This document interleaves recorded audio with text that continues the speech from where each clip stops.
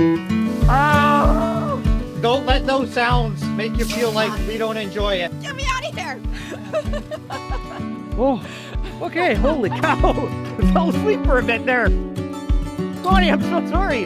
I fell asleep for like a half an hour. Okay. Welcome to Connie and John show. This is our first Chilling with Chefs interview series. We're going to be sitting down with people we know doing really cool stuff. We're going to be figuring out what makes them tick. What is their secret for success? And today, we're sitting down with our friend. We are so excited to welcome our very first guest, Andrew Robertson. Andrew is a local entrepreneur here in Alberta, and his company is called Sauna Builder, where he builds boutique saunas and cold plunges. He started off his business in residential, but now he's expanding to a lot of commercial projects in and around Alberta. He just got off a project called the Clear Nordic Spa, located right here in Calgary. And then he's also built and refurbished the Nordic Spa in Kananaskis, beautiful location. And Andrew actually built the sauna that is right behind us that John and I frequent all the time. So we're super excited to have you on the show today. Yeah, thank you for having me. It's an honor to be your first guest. You guys have been true ambassadors of sauna and wellness since I built this sauna. So when you asked me to be on the podcast, it was an easy decision. And I'm excited to talk a bit about saunas today and everything that goes into the business, as well as the health and wellness piece. Okay, guys, are you ready for some hot topics? Some priceless advice that winning at life is coming up next. Oh, it's getting good. Ooh, nice. Yeah, it's just over 180. Great. We really want to dive into finding out what makes you tick. And so tell us about yourself and your business and yeah. Yeah, for sure. So I'm 38 years old. I live in Calgary here. Saunas are something that are very dear to my heart. My family's all from northwestern Ontario. Kenora, right? Kenora. Yeah. I have family there too. Oh, really? Yeah. Oh, fantastic. Right on Lake of the Woods. Yeah, Lake of the Woods. So my parents were both teachers. They raised us in Calgary, but we had a summer, we call them camps in Ontario. A summer camp or cabin that we'd spend 2 months at every year, no power, running water. Wow. So the sauna was, my dad built it on the dock, and that's how we used to clean ourselves, get in the water, and just enjoy life on the lake every summer. So that was a huge part of my upbringing and my family's upbringing. And when I got older and I got into construction, I always knew that I wanted to build that lake sauna atmosphere in my own backyard, and then it just rolled into building saunas. Saunas have taken off like crazy over the last couple of years, right? It's insane. It's wild. Yeah. People are loving it. Especially in the last year or two, and we're seeing that with all the commercial saunas. That's becoming, we used to only do residential, yes, or saunas for homes, but now well over 50% of our workload is commercial spas. Which are fantastic because we're in a really immature sauna market in North America. So the public or commercial saunas are really how a lot of people are going to be introduced to having a sauna versus committing right away to your own personal. What do you think this new fascination to wellness and saunas and cold plunges? Because I've seen it over the last few years, I've seen it just explode. What is it that's drawing people to it? I think part of it is the focus on health and wellness. And I think you see a shift, especially with COVID, of people moving towards things that make them feel good and just improve their overall happiness. And so saunas, I think, pair with that very nicely. And we hot tubs were our spa here. That's what, we didn't have anything else. Heat therapy and cold therapy have been around for a really long time, and we only knew it in North America as hot tubs. So it was these saunas, they were a largely untapped kind of experience. Other than there were a lot of basement saunas in the 70s that were these cedar boxes, but other than that, I think it was a largely untapped market and people just not having exposure to sauna. I mean, I see that so much so. We have a hot tub right outside of our sauna, and this sauna gets used at least 5 days a week. That hot tub gets used maybe once a month. And It's mostly for the kids. Yeah, and now my kids, my 2 daughters prefer the sauna. So when their friends come over and they ask me to light up the sauna, this is now the place. It started off there, but they've gotten a lot more comfortable and they love it in here. Well, it's just such a different experience. And I can remember before we had the sauna here, John and I used to cold plunge and then try and do the cycle in the hot tub. And it's not as enjoyable as it is coming out of the sauna. Like, it burns your skin. It's such a shock to your body. It's nice coming back into the sauna and slowly letting your body warm up after being in the cold lake. And that's actually our favorite experience, is the second sauna.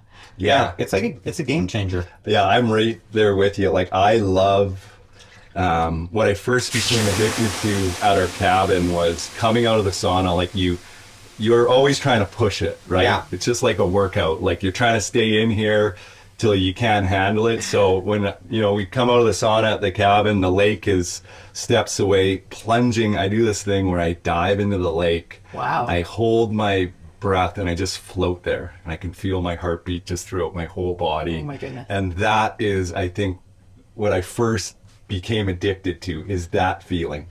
And then as well, coming back in the sauna when you have a chill and you first come back in a warm sauna. So good. So that's that contrast that is so important, where you don't know what it's like to be cold and or hot until you've been really cold, and then come back in. So Andrew, how would you describe in your words the health benefits of sauna? Yeah, well, it's super interesting because science is starting to explain some things there, and we actually find there's a lot of misconceptions around sauna, specifically infrared and their benefits. All of the big studies that have been done with traditional saunas. And so we won't get into it, like the actual published journal articles, but there's some... And sorry, by traditional, you mean either wood fire or electric? Yes. Okay. Yeah. Dry sauna. Yeah. So science is starting to explain all the things that sauna can do for you. But when you know what it feels like when you're in here, right? And what it feels like afterwards. And that feeling, it just feels so good. I equate it to like when you have a really good workout, you feel this like relaxed contentment afterwards. And I think that's what sauna does. And that's why, like, throw out what the evidence shows, like, because we never really focus on that. It's more so, have you had a sauna before? How did you feel afterwards? Yeah, I mean, we're two chefs and a sauna builder. Ain't no doctors. Right? We can't prescribe, and we can't pretend that we really understand the medical benefits. I hear there are, but more than anything, I feel fucking great after a sauna. We just hope we're not slowly killing ourselves. Yeah. It could go either way. Yeah. This could be horrible for us. I don't know. But so far, everyone's saying it's pretty good, and I feel good. So. And that, what you just described, that feeling, I mean, that's why we build saunas. That's why I got into the industry, why I wanted to bring saunas from the lake back home, because it just was that feeling that you get afterwards and during it. And the other piece too is, I think you can use sauna by yourself and have all the time, like a very different experience, and you can also use it socially. And I think that has been a big part of what I think of sauna, especially at our cabin, is the hundreds and probably thousands of sessions with close family, friends, some that aren't here anymore. There's been so many amazing conversations, and it just strips you down, right? Literally, it does. Strips you down. It totally does. Like, even us talking right now, I feel like it's not like we're sitting and doing a podcast. It's just more of a conversation, and it strips you down to kind of that raw form where you can really enjoy someone else's company. Absolutely. Yeah, I remember our first experience to like real heat, Connie and I together, and that was in a sweat lodge that was performed by an elder on Cucumber Island in northern Alberta. And that was an emotional roller coaster, and it was an incredible experience. We bonded with everybody in that sweat lodge. We were and crying, we were laughing. Yeah. We were covering ourselves with bear fat because we thought that it would like protect us from the burning, scorching heat. And it was a good suffering. And it felt like, and I still feel that way when it comes to that social element, that, like you said, it feels more raw. You feel like you could be more open. And I mean, I love that as an alternative. I don't drink. So like when I have people over and stuff, some people are partaking, my wife included, but some people aren't. And this is like our drinking. Well, you know, that's a good point too, John, is that I find I do drink, but I find if I drink even one glass of wine before I get into the sauna, my heart rate spikes faster. It kind of like lessens the experience for me. It makes it too hard to manage the heat. So I actually prefer not to drink. Yeah. And I think that's the other thing that sauna does is like when you think about your own like health and wellness, I know when I'm in a sauna and I'm stripped down, I'm way more aware of just how I'm feeling, how my body, is it sore, what kind of, like as soon as you get in here, it's quiet and let's say you're by yourself, it's almost like a form of meditation where you're kind of forced to turn inwards in a way, right? And kind of sit with yourself a bit, which I think we all know has a huge benefit versus that rat race, go, go, go, you never stop. And that's the wood burning stove. We were talking about it earlier. A lot of people see it as an inconvenience, which is common for, you know, okay, I need to sauna. Let's turn it on. Let's get out there. Let's do it. Where the wood stove and the preparation that's required for it is kind of adds to that whole experience of like, okay, I know I'm going to go sauna. I need to set time aside to start the fire. Yeah. And it kind of starts getting you in that different zone or that checkout from like the busyness. And I think that's probably a big draw for people when they come in these rooms. They go, okay, I can't bring my phone. I just got to sweat it out, and I'm either by myself or with people that are close to me. And it, like, I love the part that you said, like the preparation. And also it's like, it's a bit of work. So you really take full advantage of that experience, right? From start to finish. So doesn't chopping wood boost your testosterone? Oh yes, it does. So the interweb told me chopping wood. I'm fucking chopping wood at age. I gotta get out there. Chopping wood every day. But I'm dying to know, like what does your morning routine look like, and then where does sauna fit in your days? And when are you most productive? Yeah, so That's a lot. Yeah, my morning routine. There's nothing like super special about it. I think my whole goal with my morning routine is I love coffee. So my goal is to wake up, have some nourishment, smoothie, toast, have a coffee, and if I'm doing what I'm supposed to be doing, I'll take 15 or 20 minutes before I leave the house. And I mean, you can call it meditation or just being mindful of, okay, you know, what's important for today, this week, you know, how do I want to show up for our clients, my team, my people around me that are close, and just getting, like, just being aware of at least the fact that I can be intentional before I walk out that door. And so it's great advice. Yeah, so that's kind of, I always try and do that, and then it's usually get into work, and my most productive time is without question in the mornings. Yeah. So from about 7 to 10:30, I'm like, that is my time. Yeah. After that, I kind of get a bit fatigued a bit. So the morning's my most productive time, and then sauna fits in. I normally sauna at night. Okay. Yeah. Before bed. Why? Yeah. I think just out of convenience, just because I don't love waking up and I have a lot to do in the morning. So during the week I sauna at night, but the weekend, that's when, like, there's, you know, a late morning sauna or early afternoon sauna it feels like you're getting away with something. Yeah. It's like, I shouldn't be doing this. You're playing hooky. Yeah. So I would say depending on the day, but most of the time it's during week, just during the evening, just for convenience. That's great. Yeah, that's amazing. Okay, but when do you work out and fucking get your abs and your huge fucking muscles? Because that's what I'm trying to learn from you, buddy. I try to squeeze in the lunchtime Lunchtime? Okay. Yeah, Okay. so So do you lift whole trees above your head, or Of course. like do like whole tree stove. curls? Chopping, yeah, you name it. You name it. Wood No, fired stove curls? Yeah. My dad, he was a football player. My parents were both phys ed teachers. Oh, fun. So we didn't have a choice when we were growing up, that you were physically always moving. So all of myself and my siblings, we've all had these fitness routines ingrained as part of our DNA. So I love that. yeah, I to answer your question, usually around lunch is when I try to.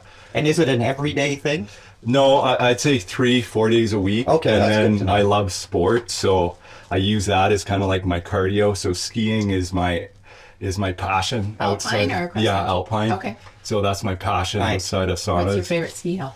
I'm in love with Lake Louise, and I Yeah. always get a season's pass there, and then I try to do a couple trips a year. I'm actually going to Japan on Friday, which has been wow. Wow. a bucket list trip for a long time. Are you taking your skis? Yeah, oh, absolutely. Okay, everyone, ready to get inside the fucking ice hole? Let's do it. Let's get inside the ice hole. I would do I'm following anything your to cool lead. off right now. Okay. Oh, God. Here's the hole. Well, it's not a hole yet. We gotta chop the hole. What temperature do you think this is? Oh, it's like super cool. Okay. I feel like you're gonna expose me for not being a plunger here. Can we huddle for body heat in there? Oh, this is one as Connie doesn't pee in the water.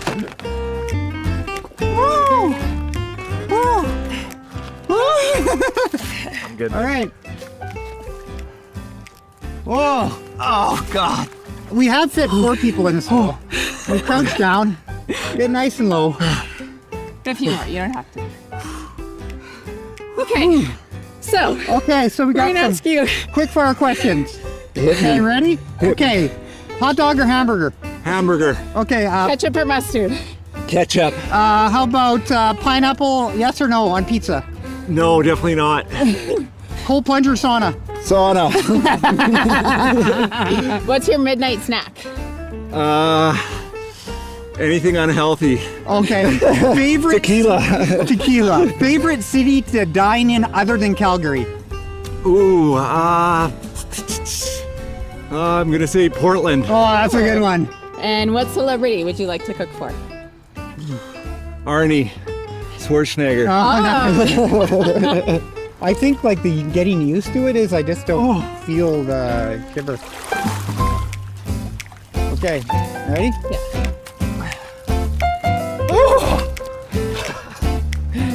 I feel like one more minute. I think I'm gonna stay. Cut. I'm gonna stay in one more minute. Is that like primitive? Yeah. You even Buddha chop wood, carry water.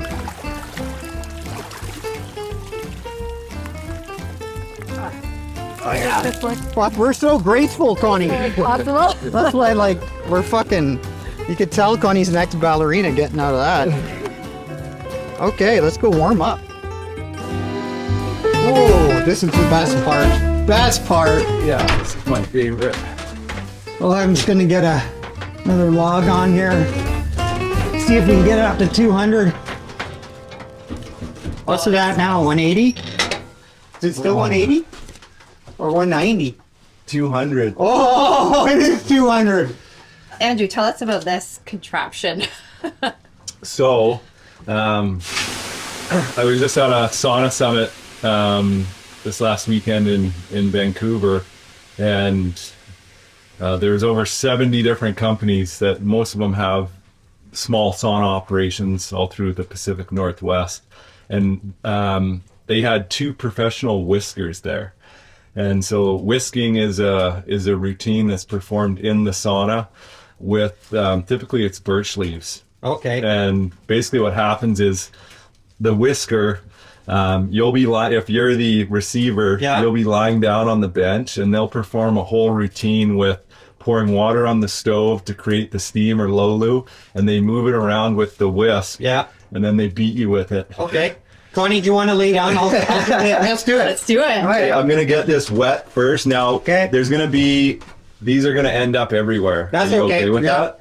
I'm gonna be the Can you ladle a bit of water on there? Yeah, let me get it all. And do I lay face down? or- Yeah, lay face down. Now Okay. I am like, I've actually only seen this done. I haven't performed it, so let's give her a Okay. go. I'm gonna splash. I'm gonna get some Is there steam going. chanting involved? Oh yeah, big time. I'm gonna get some steam going. Okay, Yeah, another one there, John. I think a bit more steam. Okay. One more. one more. Okay. There we go. So they will like use this. Okay, hit her hard though. Oh, it's No, hot.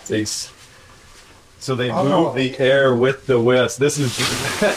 I'm not a whisker, but so we'll move it down and then they'll.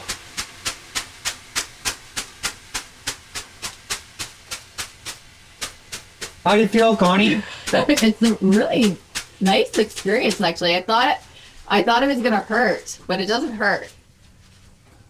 If anyone's a whisker that sees this, I'm sorry. This is his first whisking, guy. First whisking, the inaugural. Connie, is this your first being whisked? This is the first time being whisked. You're covered in whisker leaves.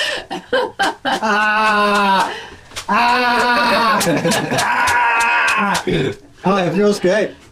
So there are so many different things that you can do in a sauna, and especially in Europe, like love it. every country kind of has their own routines and things that they do. So sorry for the leaves, but Oh, that's awesome. I mean, you that's guys- good.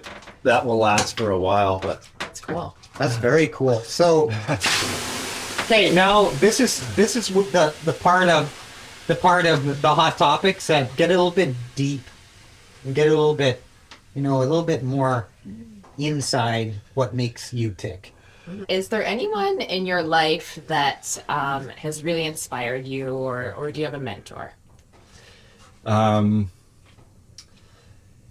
yes, I think I'm trying to think how to best answer this.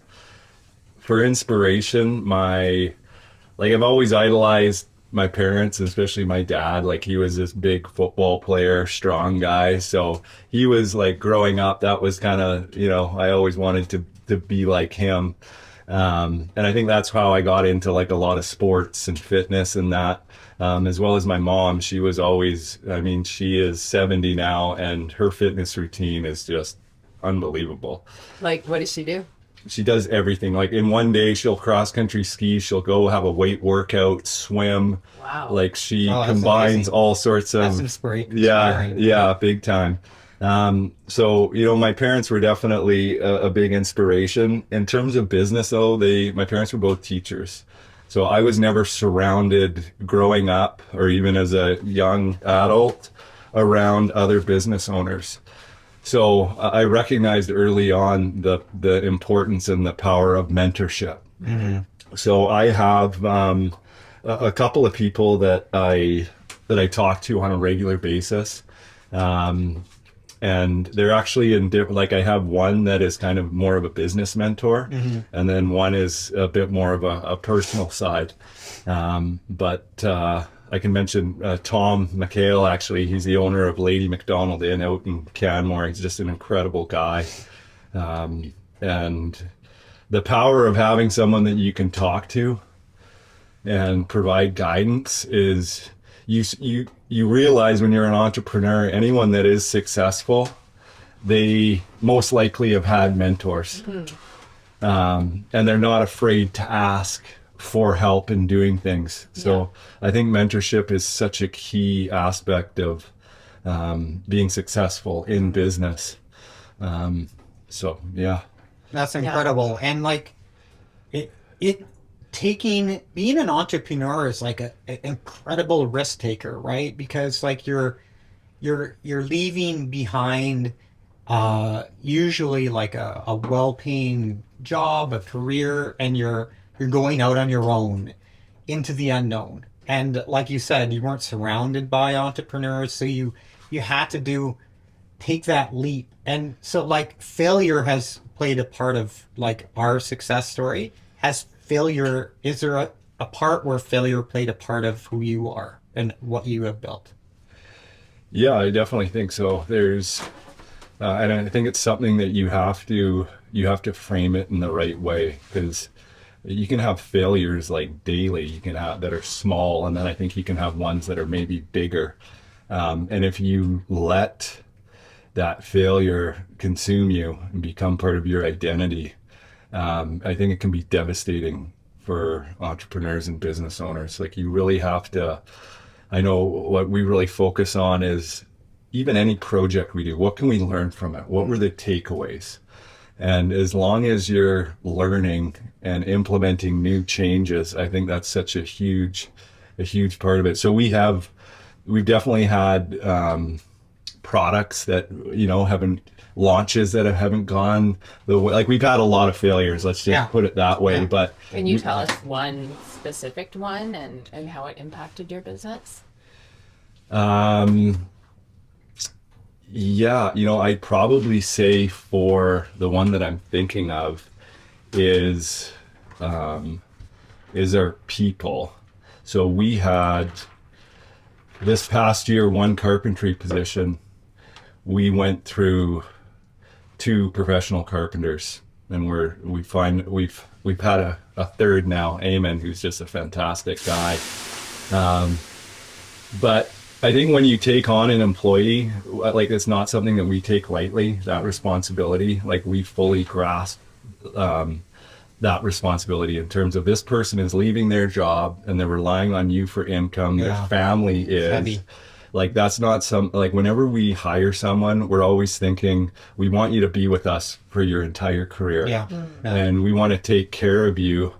And obviously, we, in exchange, we have expectations of our staff that we need them to do. Sure. But I think recently, in this last year, this one position, I think we could have done more to give these 2 gentlemen a better chance.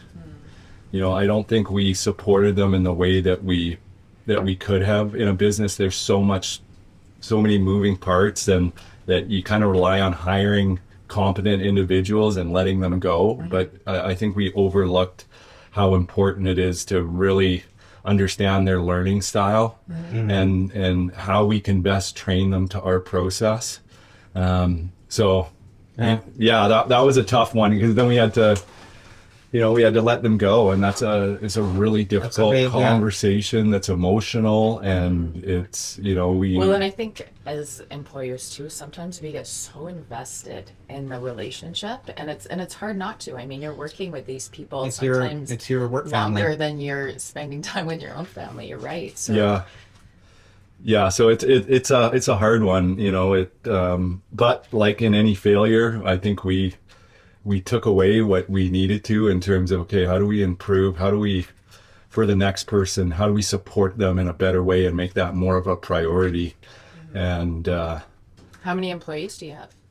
So we have 3 full-time carpenters. Then we have a office manager. So our internal team is 5, including myself. And then we subcontract out. Like, we have a marketing agency that does all of our marketing, accounting, bookkeeping, legal. We don't have those people in-house. So it's always interesting when you get asked that question, right? Because you're like, okay, I have a team of 5. Yeah. How many people do I actually work with? Right. Between photographers and all the services I just listed, you can end up having a pretty big network. Yeah. You feeling good? Yeah, I'm feeling good. Yeah. Feeling really good. Okay, what do you got? Okay. Go ahead. Andrew, tell us what your biggest fear is, and it can't be cold water. Okay. Yeah, I mean, it used to be not cold water, but now it's cold water. Biggest fear. My biggest fear.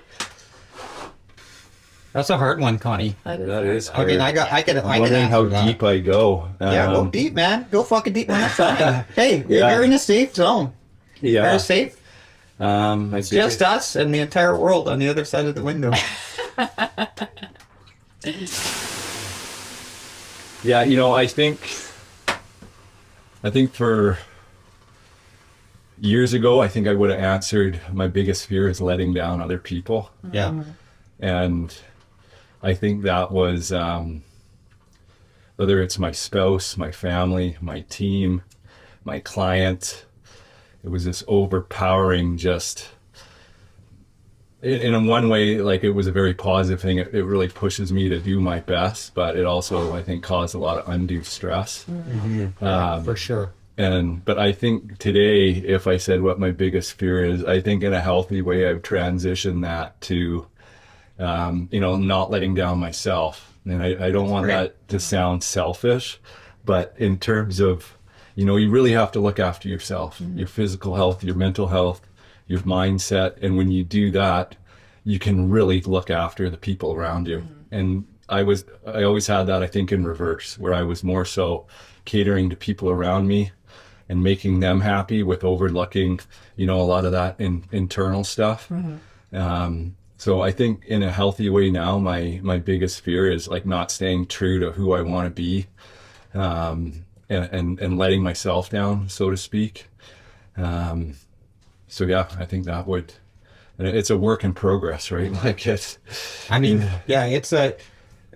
me, it's I would say very similar. Like fear of failure was always my response of that, especially when, like you're talking about, it's heavy having that responsibility of employees' lives on your hand.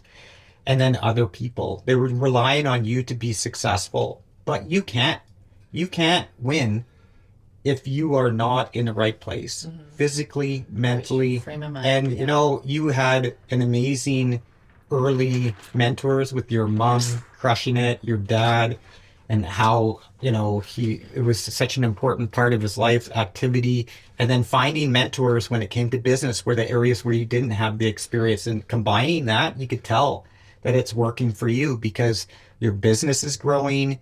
You're able to sit down with us here today, like you're making it happen. So very impressive. Yeah, no, I appreciate that, John. I think you don't, when you're in it all the time, you don't often like sit back and go like, wow, we are, growing and hitting the stuff that we want to hit. And to hear it echoed from somebody else, especially, I have a lot of respect for both of you and the impact that you have in Calgary. And it's so cool to see that spreading out it's becoming much more than just the food industry. And when I think about like kind of success long term, I think a lot about the relationships that we build for sure with our team and other businesses and in the community, and important. Yeah, nurturing those in the long run, I think is really what makes you feel fulfilled. So I'm excited to see where you guys go and where we kind of go and where it intersects. And Yeah. I think it's so fun that, like talking about our industry, it's like our industry came from a place of, not so great reputation when it came to like work life. And I love that chefs today and entrepreneurial restaurateurs of today are really going in with that different approach. And it's very similar to how you're building your business. They're making sure that they're taken care of first, and that they have all the pieces of the life that they don't feel like they need to escape from.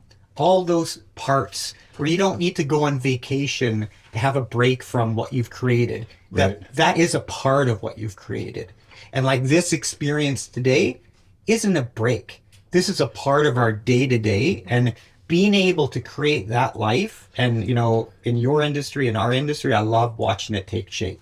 There's nothing more. Just making healthier choices too, I think, is important for both industries. I mean, we both come from trades, and it's a lot of like hard labor intensive work, and a lot of people like at the end of the day, like they just gravitate toward dopamine, something that's going to give them like that really quick high. And unfortunately, for a lot of the time, it was addiction, it was drugs, it was Drinking. Yeah. So it's really cool to see our chefs, like, instead of going out to do that now, they'll go home early so they can wake up and have a sauna or go to the gym or just be well rested to do some form of activity before they come to work. So would you say that in your industry, because I'm sure you guys blend that conversation of like industry, technical, specific stuff, as well as wellness, when you incorporate those conversations, are they pretty Are people receptive to them? 100%. Yeah. Oh, yeah. Like they see the need of what the current, like what maybe the stereotypes are in the industry, and they naturally are looking for maybe someone to help.